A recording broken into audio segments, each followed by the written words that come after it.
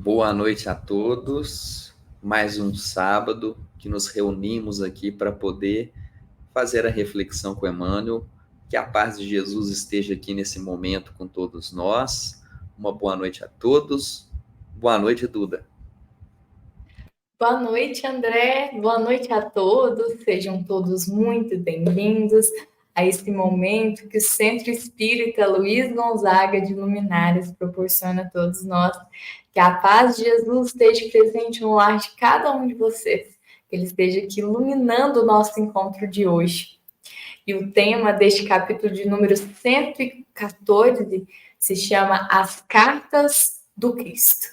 André, qual que é o versículo que vai embasar a nossa reflexão aqui de hoje? Emmanuel selecionou um versículo que está na primeira carta de Paulo à comunidade de Corinto, capítulo 3, versículo 3. Paulo escreve assim, porque já é manifesto que sois a carta do Cristo, ministrada por nós, e escrita não com tinta, mas com o Espírito de Deus vivo, não em tábuas de pedra, mas nas tábuas de carne do coração.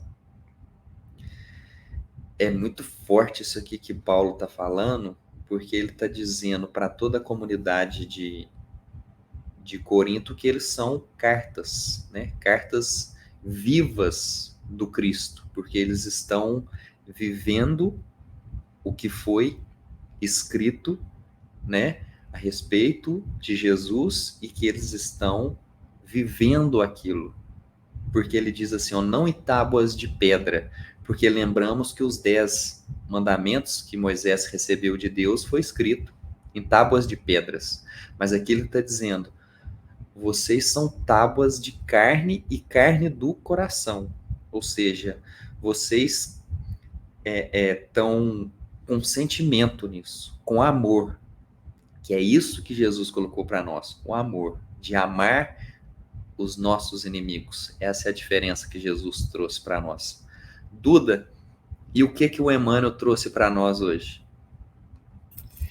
Bom, André, a reflexão de hoje está realmente muito emocionante.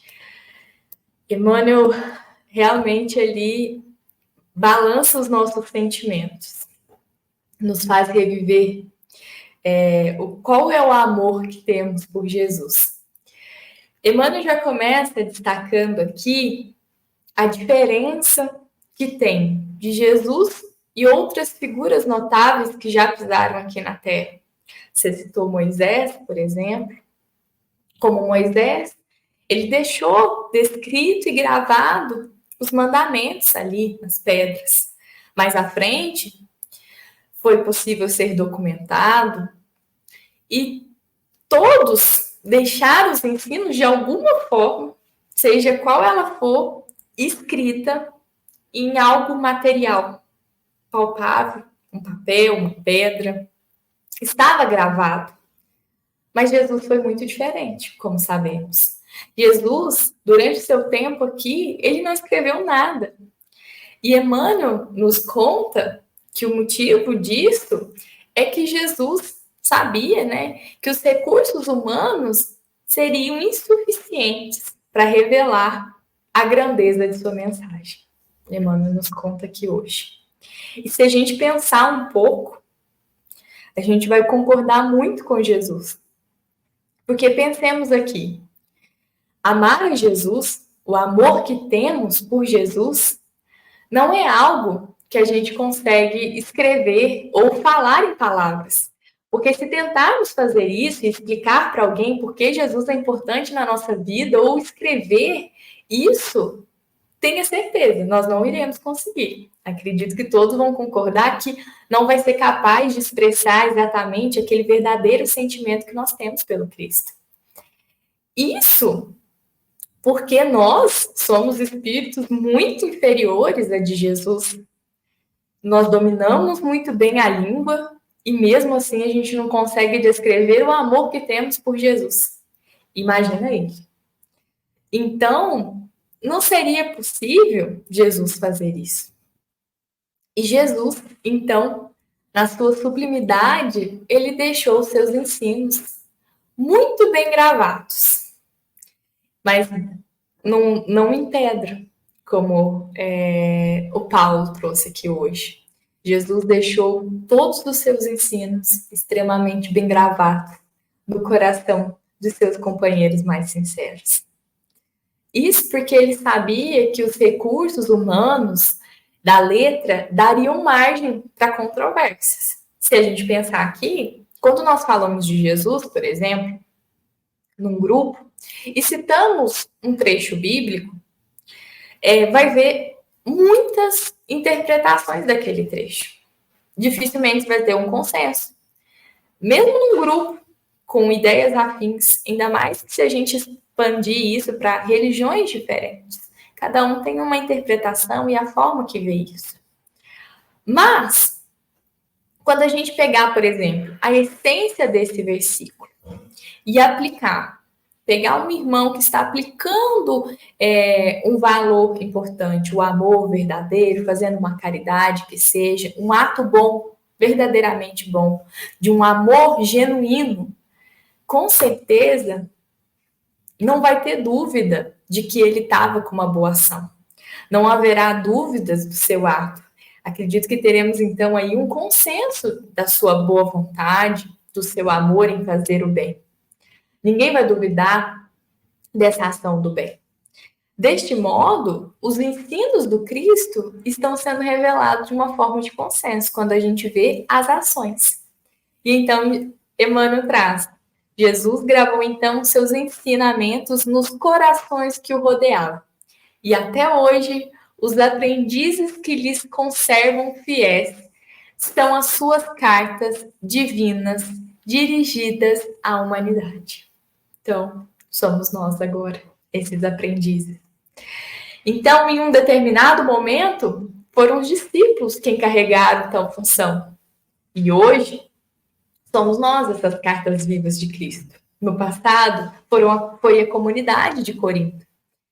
E agora somos nós, esses aprendizes de Jesus, para espalhar as bem-aventuranças de uma vida em Jesus, mesmo na nossa pequenez e diante das nossas limitações, que são muitas. Mas pode ter certeza que a gente está influenciando, assim como Emmanuel trouxe aqui para nós. É uma influência, é essa carta viva, assim como Paulo trouxe para nós. Tamanha bênção é sermos cristãos. Acredito que ninguém duvida disso. Ter Jesus em nossas vidas, então, nem se fala. Mas aqui, Emmanuel também chama a atenção para tamanha é a responsabilidade de resplandecer isso e manter, então, vivos dentro de nós os ensinamentos do Cristo, para então sermos essas cartas vivas de Jesus. André, o que você traz para nós de história para complementar essa reflexão tão bonita que Emmanuel traz aqui para nós hoje? Hoje eu vou trazer um ponto de vista, uma observação que é a seguinte. Quando a gente pega a Bíblia, né, que Kardec considera a segunda revelação, que é o Novo Testamento, nós temos ali escrito uma biografia de Jesus. E o que é uma biografia quando alguém escreve? São relatos, casos, situações, descrevendo o que aquela pessoa fez. Então, os evangelistas, Mateus, Marcos, Lucas e João, eles escreveram a respeito da vida de Jesus.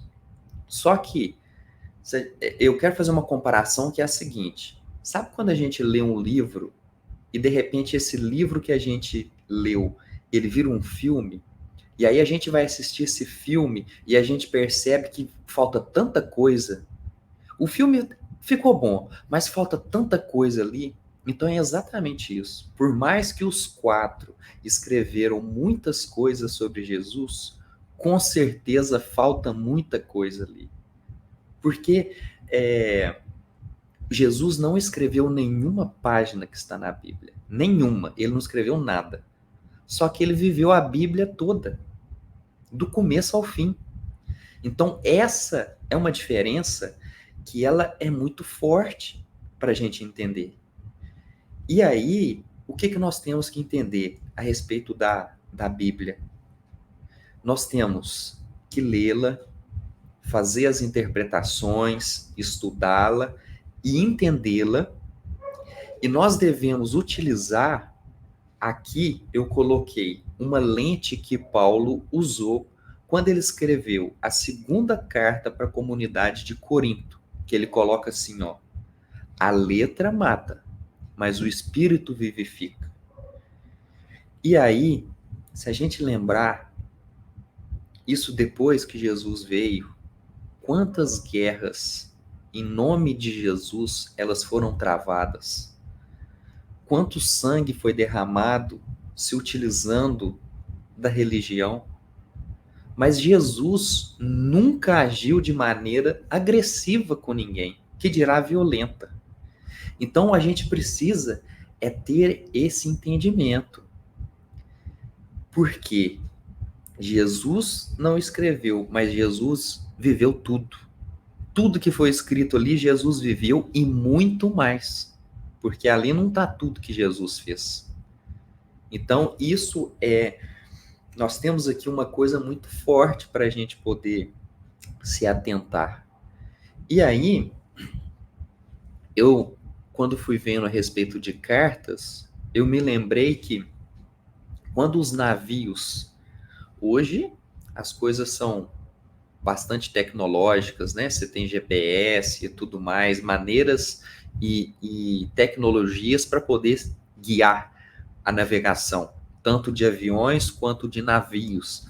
Mas antes existia cartas, né?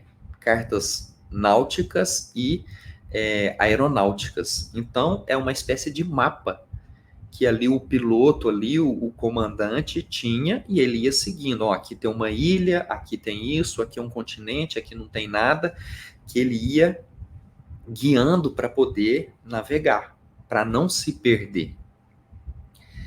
E essa ideia que Emmanuel traz, e Paulo também, de sermos essa carta do Cristo, é que nós possamos nos orientar e orientarmos aqueles que querem seguir com destino até Jesus.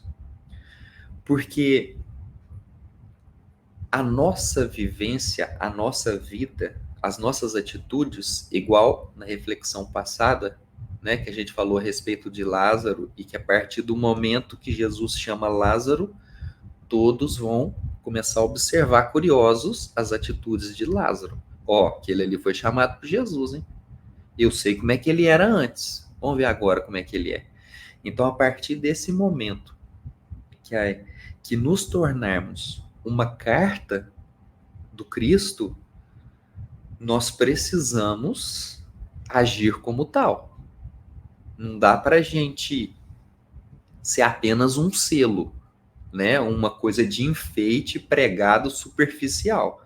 A gente tem que ser escrito, vivido, e Emmanuel até coloca aqui que em alguns momentos nessa carta o silêncio é fundamental, né? Porque às vezes num diálogo, quando você vai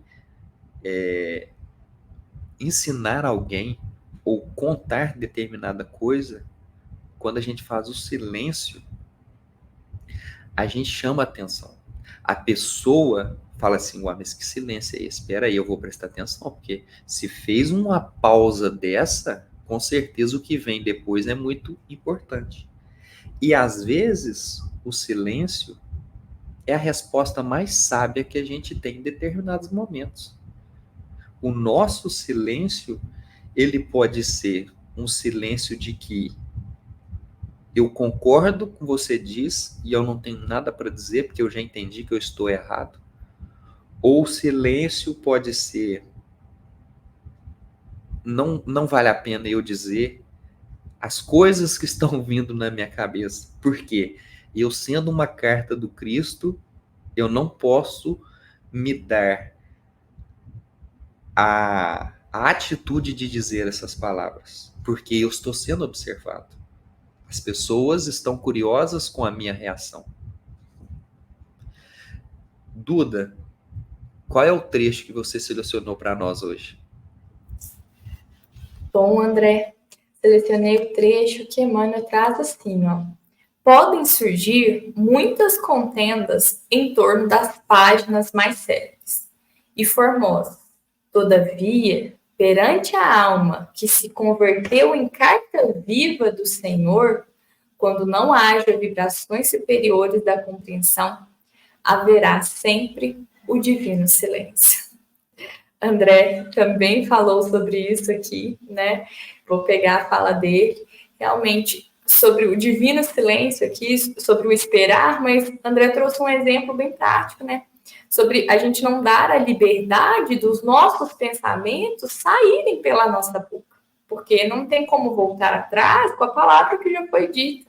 Então, temos que realmente seguir esse exemplo, né, da espera, de nos conter nas palavras, porque, como o André trouxe, né, nós estamos sendo observados e precisamos agir como tal cartas vivas. Não é só um selo, é atitude. Não adianta dizer, somos cristãos, somos cristãos. Como diz, nós precisamos ser reconhecidos pelas nossas atitudes. Né? O evangelho precisa estar vivo nas atitudes, não na nossa mente, não na teoria, não nas palavras. Mas sobre esse final, né? Emmanuel está também nos dizendo sobre essa espera, sobre essa compreensão, também sobre um confiar a nossa vida, mesmo que ali não esteja tendo a resposta que nós estamos esperando, mesmo que a resposta seja esse silêncio, é seguir confiante e entregando a nossa vida verdadeiramente a Jesus, porque diariamente nas nossas orações nós dizemos: seja feito a vossa vontade. Diariamente nós falamos essa palavra e temos sempre que prestar atenção em cada um dos versículos, né, dos versos, desculpe, falado na oração que Jesus nos ensinou, porque essa é algo que a gente diariamente fala na nossa oração, e é viver isso que nós estamos falando, é viver aquilo que nós estamos pedindo. Então, viver essa entrega, viver também esse silêncio da espera e trabalharmos, então, aqui diariamente, para lapidarmos também a nossa paciência, principalmente da espera, e também manter vivo em nós, que é o mais importante, que é o tema que hoje Emmanuel destaca, manter esses valores cristãos, porque só mantendo as atitudes que Cristo nos ensinou, poderemos ter uma carta viva e honrar esse título, né? E honrar a nossa fé cristã, porque é assim que Cristo nos ensinou. André, gostaria de complementar? E lembrar também, né, Duda, que nós não somos uma carta pronta e acabada. Nós somos uma carta e nós estamos nos descrevendo na nossa caminhada com Cristo. Então, por isso que esse divino silêncio em alguns momentos é muito importante, porque chega a determinadas ocasiões que a gente não sabe como agir. A gente está se construindo, o nosso caminhar, ele, né, está em progressão. Só que às vezes nos falta essas palavras. Mas aí no silêncio a gente busca, a gente faz oração, conversa com Deus e Deus vai passando para nós essas letras que a gente precisa colocar nesse vazio que está na nossa carta. E aí a gente vai preenchendo e vai seguindo, e vai indo, e vai escrevendo a nossa carta. Graças, então, a essa misericórdia enorme que Jesus tem por nós, graças também a um grande ensino que ele traz sobre cada um ter seu tempo, sobre ele nunca ter pressionado ninguém a chegar no lugar primeiro. Afinal, sabemos que ele escolheu pessoas comuns e imperfeitas como nós, né? Nós reconhecemos nossas falhas sempre em algum discípulo. Nossa, tenho essa dificuldade, tenho exatamente essa falha, mas esse ensino que Cristo deixou para nós, essa forma ali de vê-lo, tamanha misericórdia, a paciência, a compaixão de esperar o tempo de cada um, nós podemos viver aqui tranquilamente essa fase que o André trouxe. Somos uma carta viva em construção, porque não estamos acabados, mas estamos aqui diariamente construindo um alicerce para que a gente possa, no futuro, ser uma carta ainda melhor, ainda mais fiel aos ensinos de Jesus. Podemos falar a próxima semana, André? Próximo capítulo? Bom, Emmanuel, no próximo capítulo, vai falar sobre os embaixadores do Cristo. É algo muito bonito também, Emmanuel tem para nós. De sorte que somos embaixadores do Cristo. Paulo, na primeira carta aos Coríntios, capítulo 5, versículo 20, traz essas belas palavras para nós. Que então, durante essa semana, nós possamos ser essas cartas vivas, ser também embaixadores do Cristo, vivendo e mostrando as nossas atitudes de uma carta viva em construção. Essa foi uma mensagem do Centro Espírita Luiz Gonzaga de Luminares, que tanto nos auxilia nesse processo dessa construção dessa carta viva. Um bom sábado a todos, até semana que vem. Um ótimo sábado, final de semana para todos, e que assim seja.